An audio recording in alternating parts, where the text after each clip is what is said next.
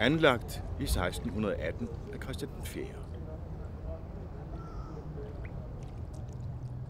En bydel, som er inspireret af de hollandske handelssteder.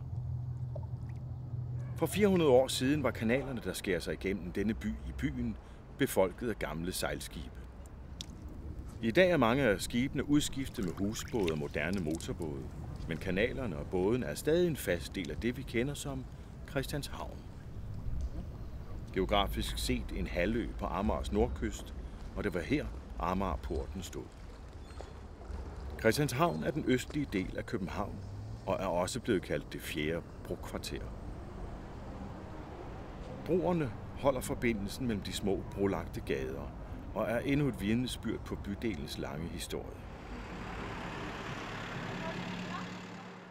Opført i 1682 af arkitekt Lambert van Haven og inspireret af universitetskapellet ved Sankt Ivo i Rom, er Vor Frelser Kirke et symbol på Christianshavn.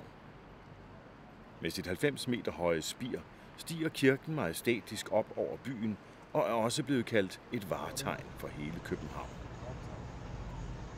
København har oplevet 2 store bybrande i 1728 og i 1795.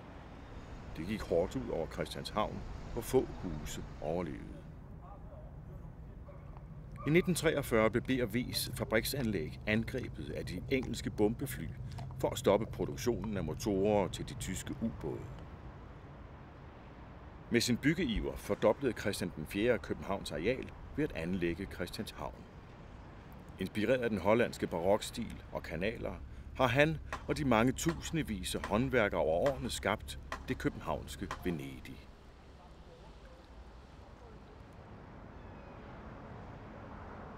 Amagergade er en af Christianshavns ældste gader.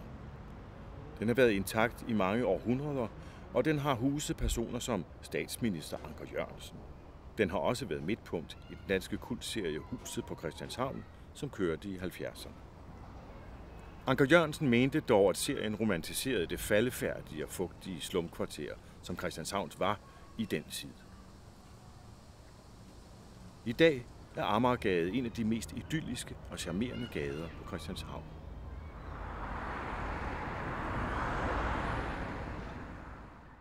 Der kører omkring 25.000 biler og 35.000 cyklister over Knippelsbro ind på Christianshavn og forbi den nye metrostation fra 2002.